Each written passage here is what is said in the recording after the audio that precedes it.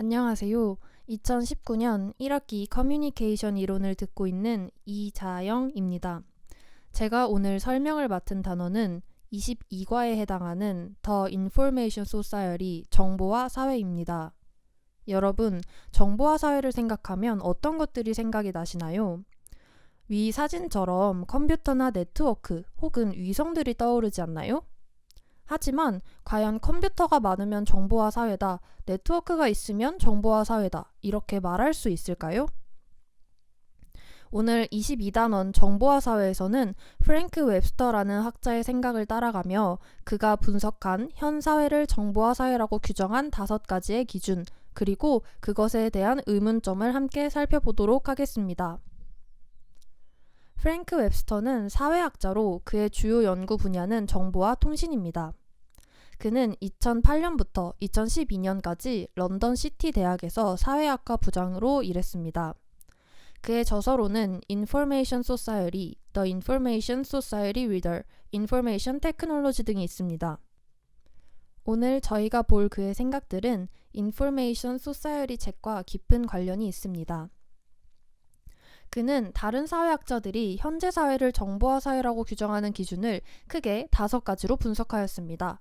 기술적 측면, 경제적 측면, 직업적 측면, 공간적 측면, 그리고 문화적 측면입니다. 우선 기술적 측면에서 정보화 사회를 규정짓는 사람들은 기술적인 혁신이 결국 사회 변화를 가져온다고 주장합니다. 이들이 말하는 기술적 혁신에는 우리가 흔히 정보화하면 떠올리는 케이블, 위성, 텔레비전, 컴퓨터 등 ICT, Information and Communication Technology 등이 해당됩니다. 따라서 앞서 말한 기술들이 많이 발달하고 많이 쓰이기 때문에 정보화 사회가 되었다고 말합니다. 이러한 주장을 하는 대표적인 학자로는 엘빈 토플러와 같은 미래학파들이 있습니다. 그들은 컴퓨터 통신 기술의 확산으로 새로운 사회가 형성되었으며 이 과정에서 인터넷을 통해 경제, 교육뿐 아니라 민주주의 또한 성장했다고 생각합니다. 이러한 그들의 주장은 기술 발전에 대해 굉장히 긍정적이고 낙관적인 시각이라고 볼 수 있습니다. 기술의 발달 정도로 정보화 사회를 연구하려던 시도는 여러 번 있었습니다. 그중 2가지인 초 슌페터 연구와 조오 샤카이 연구를 소개하겠습니다. 우선 초 슌페터 연구가 있습니다. 이 연구는 경제학자인 슌페터의 생각과 콘트라티에프 곡선이 합쳐진 개념입니다. 조지프 슌페터는 경제학자로 기술의 혁신은 창조적인 파괴를 일으킨다고 말했습니다. 여기서 창조적 파괴는 사회적으로 일어나는 커다란 변화를 뜻합니다. 여기에 더해진 콘트라티에프 곡선 개념은 약 50년에서 60년을 주기로 경기가 좋아졌다가 나빠졌다가를 반복한다는 것입니다. 결국 2가지가 합쳐져 기술의 혁신이 장기적으로 사회에 커다란 변화를 일으킬 것이라는 결론이 나오게 됩니다. 다음으로 조오 샤카이는 일본어로 정보화 사회이며 이 연구는 일본 우편통신부에서 진행하였습니다. 그들은 사람들의 전화 메시지의 수, 정보통신 기기 등을 조사하였습니다. 즉, 전자기기의 보유 여부와 사용량을 조사한 것입니다. 그들은 이것을 정보사회의 성장 정도를 나타내는 지표로 보았습니다. 이 2가지 연구 모두 기술의 진보가 사회 변화를 가져온다고 본 공통점이 있습니다. 다음은 경제적 측면입니다. 그들의 주요 주장은 농업이나 제조산업의 비율보다 정보산업의 비율이 더 높으면 정보사회라는 것입니다. 대표적인 학자로는 마크 포렛이 있습니다. 그는 국가의 경제를 기본정보 부문과 보조정보 부문, 비정보 부문 등으로 나누었습니다. 그는 미국의 경제를 조사한 결과 국민 총생산에서 정보 부문이 차지하는 비율이 50%에 달한다는 것을 근거로 미국은 정보 기반 경제이고 따라서 미국은 현재 정보화 사회다라는 결론을 내렸습니다. 다음은 직업적 측면입니다. 그들은 정보 업무 직업이 다른 직업에 비해 그 수가 더 많다면 정보화 시대라고 말합니다. 경제적 측면은 국가 총생산에서 정보산업이 차지하는 비율을 조사한 반면 직업적 측면은 직업의 수로 비교했다는 데에 차이점이 있습니다. 대표적인 학자로는 찰스 리드비터가 있습니다. 그에 따르면 현대사회에서 직업에 요구하는 것들은 더 이상 기계적인 업무가 아닌 정보를 기반으로 한 아이디어, 지식, 기술, 능력, 창의력입니다. 대표적으로 디자이너, 음악가, 생명공학자 등이 있습니다. 이렇듯 정보를 다룰 수 있는 사람들을 상징 조작인, 지식 전문가, 정보 제공 노동자라고 명명하였습니다. 다음은 공간적 측면입니다. 그들의 주요 주장은 더 이상 공간이 제한적이지 않고 정보 네트워크를 통해 전 세계가 연결되고 있다는 것입니다. 네트워크로는 전자 판매 관리 시스템, 정보 교류, 이메일 등이 있습니다. 대표 학자로는 카스텔스와 몰간이 있습니다. 그들은 네트워크가 시공간적인 한계를 없애주었으며 이러한 공간의 변화가 결국 사회의 변화를 일으켰다고 생각합니다. 문화적 측면은 일상생활의 변화를 기준으로 삼습니다. 그들은 일상생활에서 교류하는 정보의 양이 급격하게 증가하였다는 어떻게 보면 당연한 이야기를 합니다. 그들은 매체들의 종류가 많아지며 정보의 양 또한 늘었다고 보는데 사실 이러한 관점이 당연시되다 보니 실증적인 연구는 많이 이루어지지 않아서 의미가 있는 접근이라고 볼 수 있습니다. 이러한 5가지 기준점들에 프랭크 웹스터는 의문을 품었습니다. 프랭크 웹스터는 정보화 사회에 의문을 가졌는데 이는 현 사회가 정보화 사회가 아니다 라는 주장은 아닙니다. 그는 정보화 사회를 규정하는 방법들이 애매한 단어들을 사용하고 있고 또 범주들의 경계가 명확하지 않기 때문에 그 방법들을 돌아보아야 한다고 주장합니다.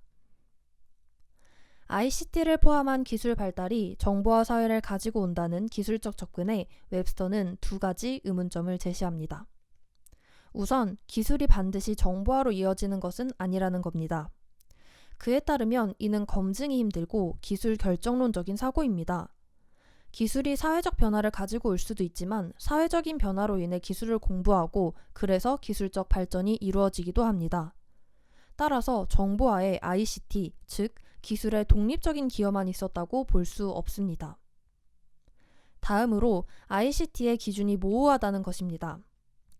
ICT는 Information and Communication Technology인데 수많은 디지털 기기들 뿐 아니라 정보를 전하는 여러 매체들을 ICT다 혹은 ICT가 아니다로 구분하기 힘들다는 것입니다. 또 기술적인 접근을 하는 사람들은 ICT 기기의 수나 사용 정도를 기준으로 삼는데 이때 어느 정도의 ICT 기기가 있어야 정보화 사회라고 부를 수 있는지 그 기준이 명확하지 않습니다. 정리하자면 기술이 발달하면 정보화다라는 주장에는 기술 결정론적인 사고라는 점과 ICT 용어의 범위가 애매하다는 문제가 있습니다. 정보 관련 산업의 비중이 농업 및 제조 산업의 비중보다 크면 정보화 사회라고 보는 경제적 관점에도 웹스터는 2가지 의문을 제시합니다. 첫 번째는 정보 산업과 비정보 산업의 기준이 모호하다는 것입니다. 정보가 들어간 산업인지를 판단할 때 해석이 들어가게 되기 때문에 객관성이 떨어진다는 것입니다. 예를 들어 연구개발 부서 같은 경우 연구하는 과정에서 많은 정보가 사용되지만 결국 새로운 기술이나 물건들을 개발해내는 생산의 기능도 수행합니다. 이런 경우 정보 혹은 비정보 산업이라고 판단하기가 어렵습니다. 다음으로 이질적인 경제활동들을 균등화한다는 점입니다. 그들은 정보산업의 비율을 계산하는데 정보산업에도 다양한 산업들이 있고 그들은 모두 사회 변화에 같은 영향을 미치지는 않습니다. 하지만 수치화하면서 그들의 영향력의 차이는 무시된다는 문제가 있습니다. 정리하자면 정보 관련 산업이 국가 경제에서 차지하는 비중이 크면 정보화 사회라고 규정하는 경제적 접근에는 정보 부문의 기준의 모호성과 서로 상이한 정보 산업의 영향력들을 무시한다는 문제가 있습니다. 정보 업무직의 수가 많아지면 정보화 사회라고 보는 직업적 접근에도 프랭크 웹스터는 의문점을 제시했습니다. 바로 정보 직업군의 기준이 모호하다는 것입니다. 마크 포렛에 따르면 모든 직업군들은 특정 정보를 필요로 하고 사용하고 있지만 그 정도에만 차이가 있습니다. 그 예로 그는 철길 신호 노동자를 제시했습니다. 그들은 주로 기계를 옮기고 수리하는 일을 하는데 이는 산업시대에 요구되었던 육체 노동입니다. 하지만 그들이 일하는 과정에서 철도나 장비에 대한 기초적인 정보가 필요합니다. 이는 사람들이 쉽게 육체 노동자라고 분리하는 직업군 또한 정보를 사용함을 보여준 것입니다. 정리하자면 정보 업무직이 많아지면 정보화 사회라고 본 접근에는 철길 신호 노동자의 예와 같이 모든 직업군이 정보를 사용하기 때문에 정보 직업군을 분리해내기가 어렵다는 문제점이 있습니다. 이러한 의문점들을 고려한 연구들 또한 있었습니다. 해롤드 퍼킨과 엘빈 굴드너의 연구입니다. 퍼킨은 정보 노동자들의 역할을 심층적으로 연구했습니다. 그들은 단지 육체 노동자에서 정보 노동자로 직업이 바뀐 것뿐만 아니라 서비스, 인증, 능률 등 사회에서 중시하는 가치들이 바뀌었다고 말합니다. 또 이 결과로 정보 전문가들은 비정보 전문가들을 배제한다고 보았습니다. 이러한 퍼킨의 입장에 보충하여 굴드너는 퍼킨이 제시한 정보 전문가의 성격에 대해 기술하였습니다. 그에 따르면 정보 전문가들은 순수 학문적 지식과 기술적 지식을 모두 갖추었는데 따라서 그들의 성격이 수능과 자유, 그 사이 어딘가에 위치한다고 보았습니다. 웹스터는 이 두 가지 연구 모두 직업의 수만을 센 것이 아니라 영향력을 연구했다는 의의가 있다고 보았습니다. 공간적 접근은 정보 네트워크의 사용 여부가 정보화 사회를 결정짓는다고 말합니다. 이에 웹스터는 또다시 네트워크라는 언어의 개념이 모호하다고 말합니다. 우선 그는 네트워크라는 것의 구성 요소가 무엇인지 묻습니다. 네트워크는 정보를 유통하고 일정 범위를 연결하는데 컴퓨터를 통해 얼마나 넓은 지역이 연결되고 얼마나 많은 정보가 유통되어야 네트워크라고 부를 수 있는지 그 기준이 모호하기 때문입니다. 예를 들어 편지나 팩스 등도 먼 거리는 아니지만 일정 거리 내에서 정보를 유통하는 장치이기 때문에 크게 본다면 이들도 네트워크라고 볼 수 있습니다. 결국 일정 시기 전까지는 네트워크가 없어서 정보사회가 아니었지만 지금부터는 정보사회다 라고 규정 지을 수 없다는 것입니다. 또 네트워크가 정보를 유통시키는 기술이기 때문에 이를 기술적 접근으로 분리해야 하는 것은 아닌지 생각해 보아야 한다고 지적합니다. 따라서 정보 네트워크가 정보화 사회를 만들었다는 주장에 네트워크의 구성 요소가 모호하다는 것과 이것이 기술적 접근이 아닌가 하는 의문을 제기했습니다. 마지막으로 일상생활에서 교류하는 정보의 양이 많아졌기에 정보화 사회다라는 주장에도 의문을 제시했습니다. 우선 웹스터의 의문을 보기에 앞서 문화적 측면의 유의점을 이해해야 합니다. 일상생활에서 사용되는 정보는 인터넷 검색에만 그치는 것이 아닙니다.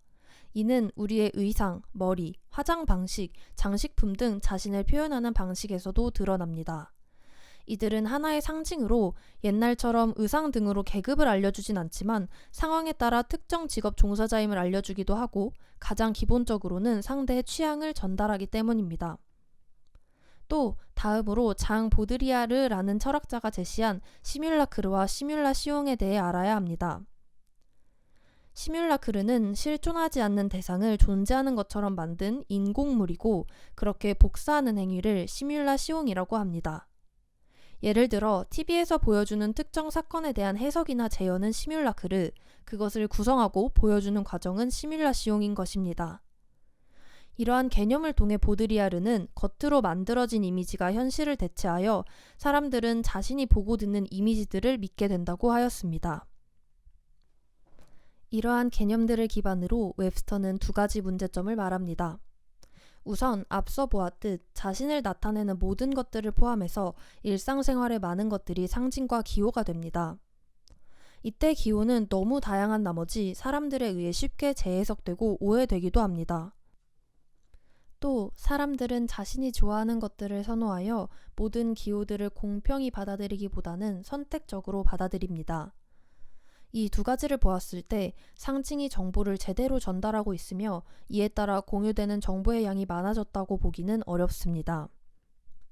다음으로 기호는 보드리아르의 시각으로 보자면 실체가 아닌 모사에 불과합니다. 따라서 공유되는 정보들이 실질적인 의미를 갖고 있지 않기 때문에 점점 많은 정보가 교환된다는 주장은 적절하지 않습니다. 정리하면 일상생활에서의 정보의 양이 급격히 증가한 것이 정보화 사회다라는 접근은 기호의 의미가 너무 다양해지고 자주 재해석된다는 것과 더 이상 실질적인 정보를 전달하지 못한다는 문제점이 있습니다. 앞서 말한 5가지 측면에 대한 의문점 외에도 웹스터는 정보 격차에 대해서도 이야기했습니다.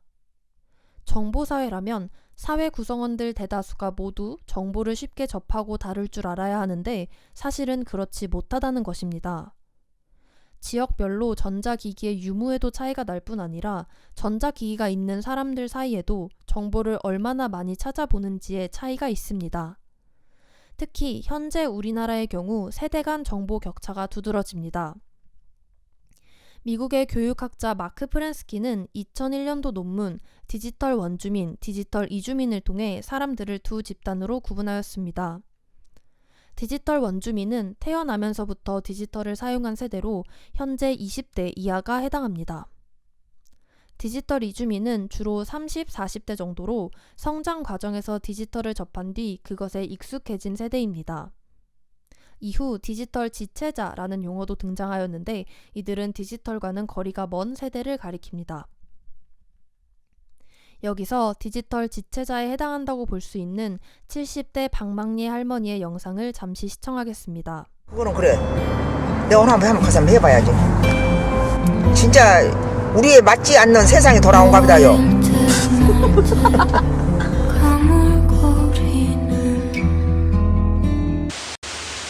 어떡하냐고. 뭐 시켜? 여기 써 있잖아. 아, 저 있구나. 이거 보고 이거 누르는 거야? 이거를? 여기 써 있는 대로 해봐. 여기서 누르는 거야? 거기는 어디 있어? 주문하시려면 터치하세요. 해봐. 아, 뭐 할 거야? 이거 할까? 뭐라 써 있어? 대장에서 이거는 뭐야? 이 속에 들어가고 뭘 안 보이네? 어머 어쨌거나 모르겠네. 오리뽕뽕하네. 몰라. 나 가만히 손댔는데 넘어가 버리네. 저기 뭐였는데? 봉다리였었어. 그럼 그거는 포장해서 먹는 거잖아. 위에 이 전 눌러봐. 손도 안다. 다시 눌러봐. 이거 높은 거. 무서워. 뭐 먹을 거야? 이거 먹을래. 몰라. 고기 아니야? 불고기 어디가 있어? 글씨 안 보여. 불고기 어디가 있어? 불고기 안 보여.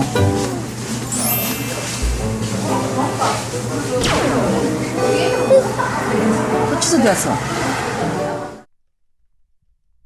방망리 할머니는 손녀의 도움으로 유튜브 영상을 촬영하고 있는 어떻게 보면 디지털과 친숙하다고 할 수 있는 할머니이지만 여기서 드러나 있듯 최근 일상생활에서 주로 등장하는 전자 키오스크 사용에 어려움을 겪고 있습니다. 이는 방망리 할머니 혼자만의 문제는 아닐 것입니다. 이처럼 노년층 및 전자기기에 익숙하지 않은 사람들이 생각보다 많이 존재하기 때문에 현 사회를 정보화 사회라고 규정할 수 있는지에 대한 고민이 필요해 보입니다. 결국 웹스터는 정보화 사회라는 개념을 부정한 것이 아닙니다. 그는 정보사회의 개념이 부정확함을 지적했으며 정보사회를 판단할 때 사용된 방법들을 고지고대로 받아들이는 것이 아니라 비판적으로 돌아보아야 한다고 말합니다. 또 정보사회의 구성 요소들이 계속 변화할 수 있는 만큼 기준 또한 계속 고민하며 변화해야 한다고 지적한 것입니다. 오늘 커뮤니케이션 이론 제22장 정보화 사회를 통해 현 사회를 정보화 사회라고 규정하는 5가지 기준점과 그에 대한 웹스터의 지적들을 보았습니다. 그럼 이상으로 영상을 마무리하도록 하겠습니다. 시청해주셔서 감사합니다.